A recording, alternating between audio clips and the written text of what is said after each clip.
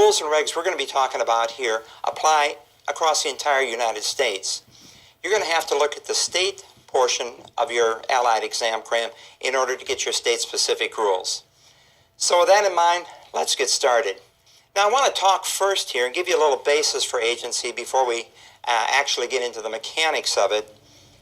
And I want to talk about common law. Now, when you talk about law and you talk about the sources of law, here's the way it works. You have our federal Constitution, and then you have a corresponding state constitution.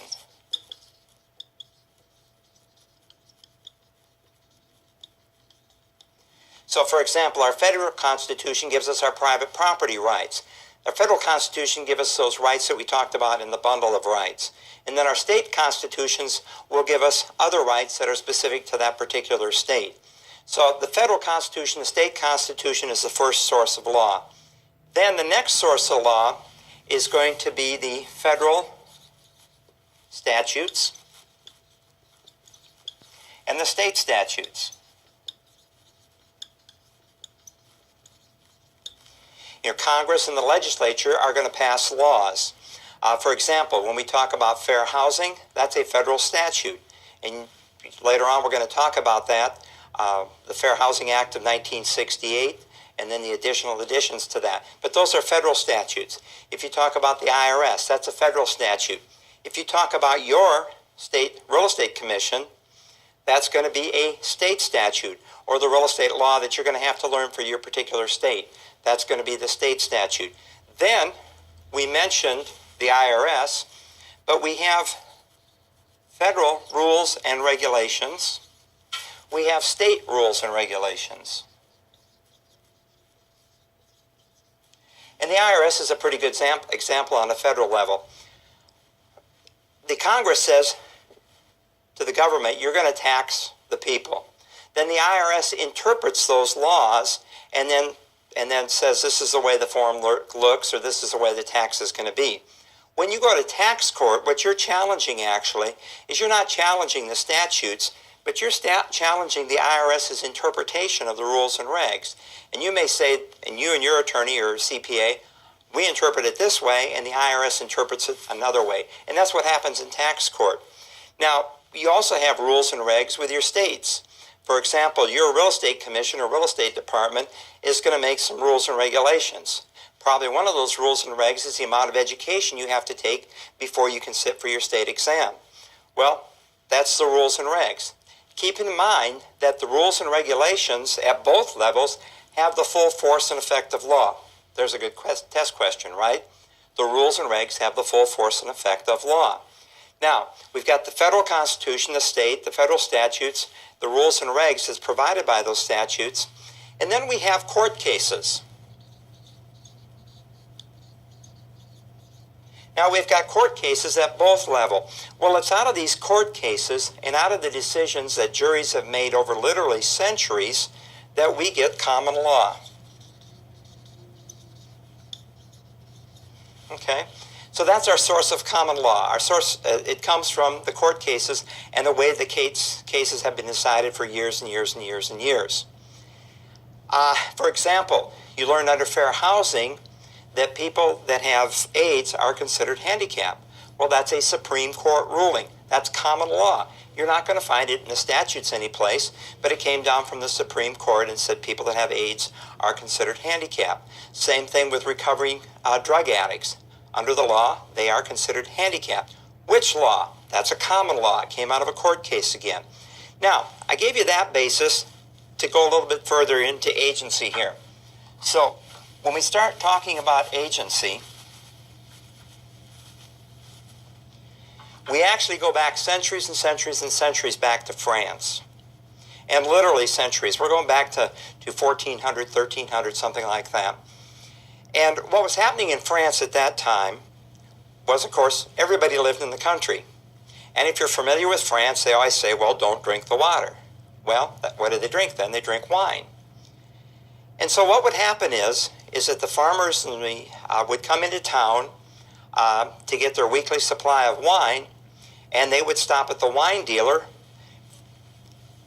and the wine dealer was called the procureur. Pardon my French. And what they would do is they would tell the wine dealer, well, I have a goat for sale, or I have some sheep for sale.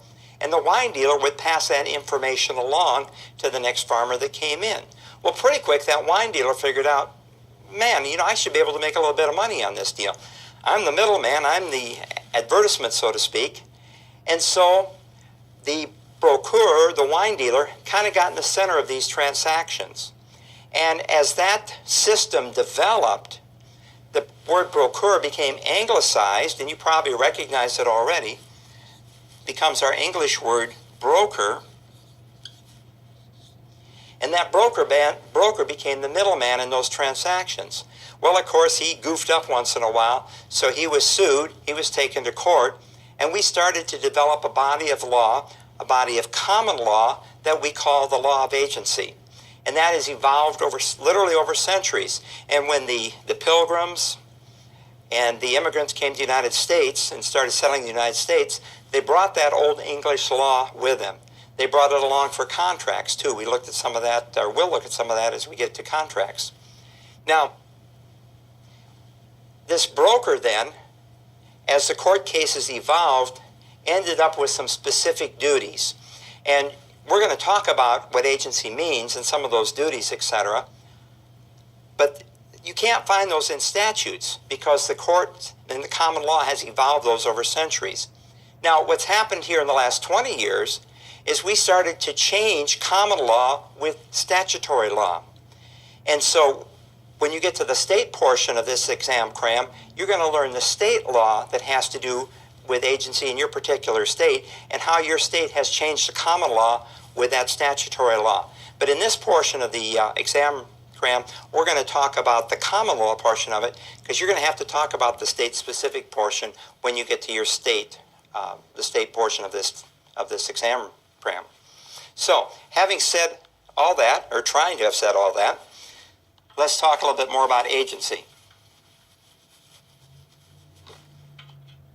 Now, as the law developed, what agency and what the courts finally said that agency was is this. And so we actually ended up under common law with 4 components of agency. And what common law said was if these 4 components exist, we have an agency relationship. And it doesn't make any difference if we put it in writing or if we've expressed it orally, or if our actions have created the agency relationship. And you've learned, of course, that if we put it in writing, it's expressed agency. If it's through our actions, we call that implied, or it could be ostensible agency. So what are those 4 components? Well, agency first is a delegation of authority. You are delegating a duty to somebody or to someone that you don't want to do yourself. For example, your bank actually is an agent. You don't want to keep your money in a big box underneath your bed or stuffed in your mattress, some of that mattress money. And so you take it down to the bank and you leave it in the bank. Well, the bank is actually your agent. They're doing something for you, storing your money that you don't want to do for yourself. Therefore, we call them a fiduciary. And as you and I work with clients, and we work with sellers and buyers and tenants and landlords, we're doing something for them that they don't want to do for themselves. And so we become agents for them, or we become fiduciaries for them, and we create a fiduciary relationship. So first off, there is a delegation of authority. Now, the amount of authority delegated is actually what determines what type of agency relationship it is. And we're going to look at those in a minute. But let me say that again. The amount of authority that's delegated dictates the type of agency relationship.